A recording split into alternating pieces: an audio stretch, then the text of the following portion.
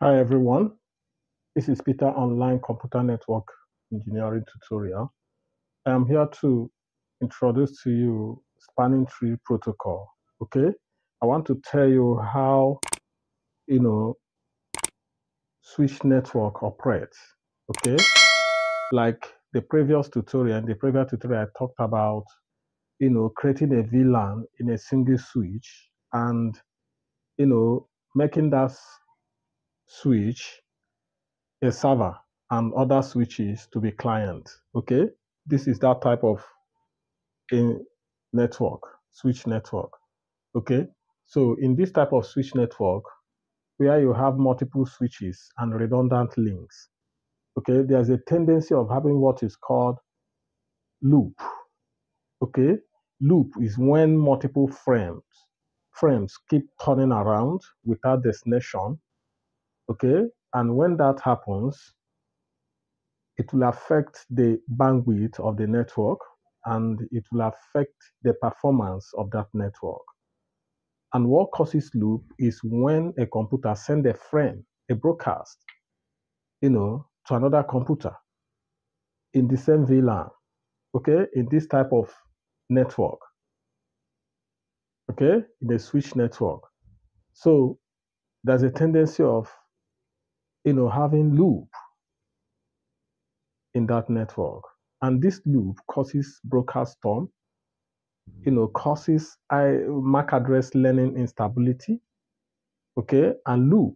So now let's say this computer here, this blue VLAN, want to talk to this blue VLAN, is sent, a unicast frame, unknown unicast frame, okay, or it floods this frame, trying to resolve the MAC address of that computer, okay.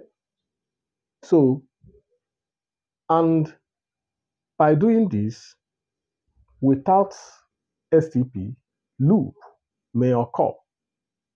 Okay, but with STP, this loop won't occur. Okay, so STP, spanning tree protocol, was designed to stop this loop.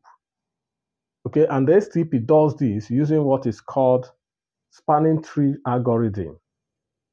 How? Okay, this spanning tree algorithm will create a path, a single path, where these frames we are going to be passing, okay, where frame will be forwarding and receiving, computer will be forwarding and receiving frames, okay.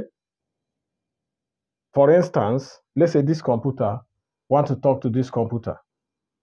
Instead of, when it forward this frame, when it sends a kind of unknown unicast frame trying to resolve this, you know MAC address, this computer's MAC address, this frame will pass this through this way. It can normally, when this computer send the frame, it will go through this everywhere on these interfaces.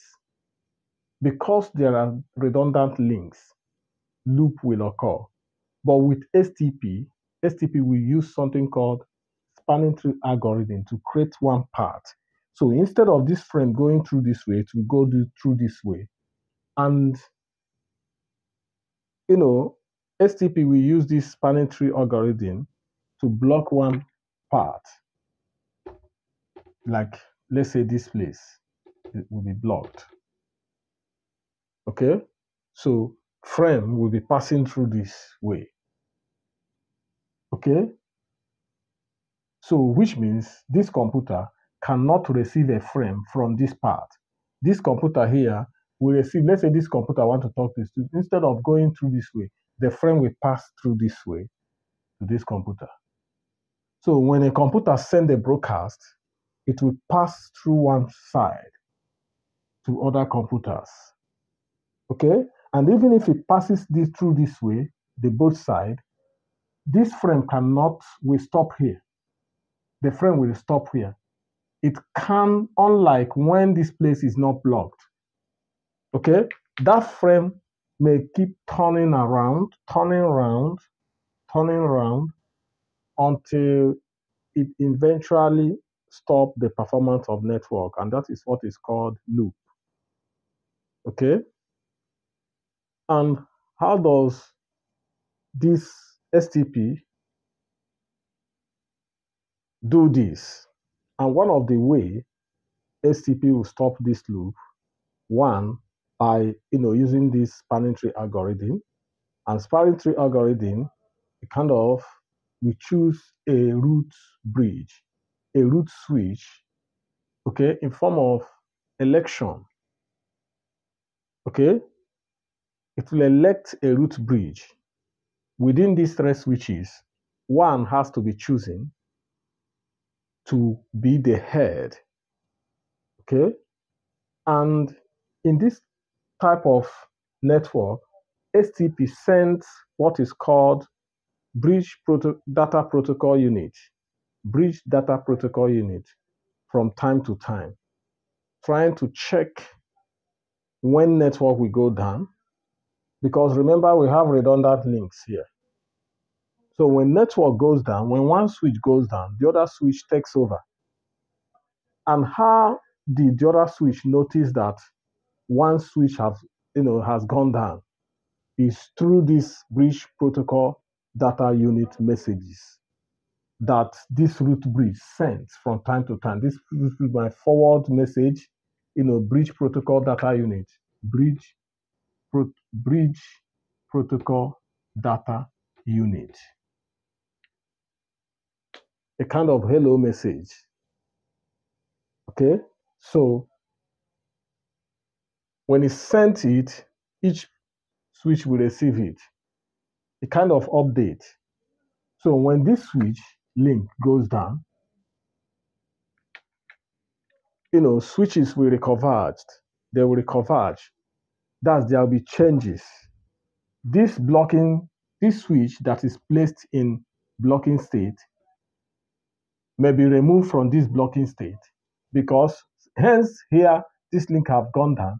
This switch will not be the head anymore. They will change and elect the new switch that will be the head. It might be this or it might be this. And when it's this, here will be unblocked and placed into forwarding state.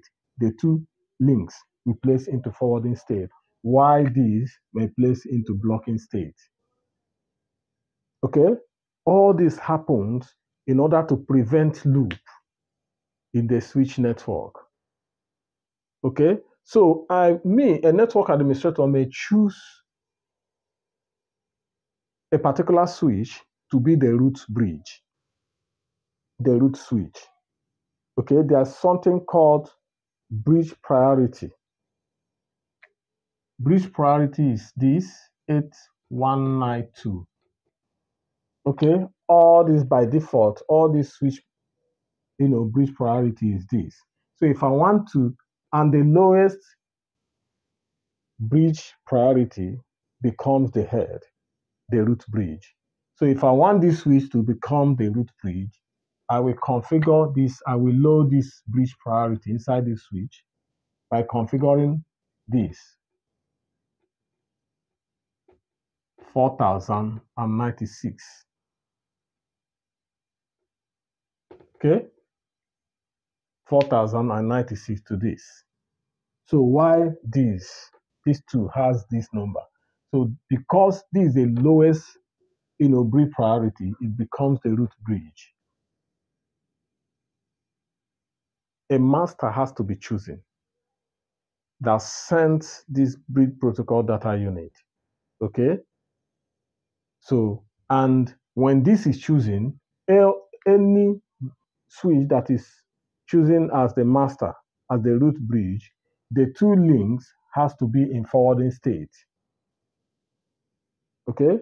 It has to be in forwarding state. The second root bridge, which may be this, okay, which is called designated, I think, port or something, will also has its link in a forwarding state. Okay, so the last one, which is this, will be placed into blocking state. One of these switch its link will be placed in blocking state. And when a link is placed in blocking state, it cannot receive or forward frame. Okay, so that when a particular computer sends a broadcast, when it gets here, it will stop. A kind of stoppage, okay, to prevent loop, because in a switch network where there are redundant links, loop is bound to occur. And that is why spanning tree protocol, we are created to stop this loop. Okay? So that is the simplest part of it. The simplest way, to explain this. Okay? So after this tutorial, whenever I, talk about a particular topic here, after that, you need to go and make some research on that topic. Try to learn more from the internet, from Cisco. Okay? Try to learn more so that you will know, you will understand more. I may talk and tell you this, but when you go to the internet, go to Google and, where there are several, explanations as regards to that topic, you may understand more. Okay? So that is it. That is all about, spanning tree protocol. Okay? So if you find this video interesting, do not hesitate to share it. And I'll see you in the next tutorial. Thank you.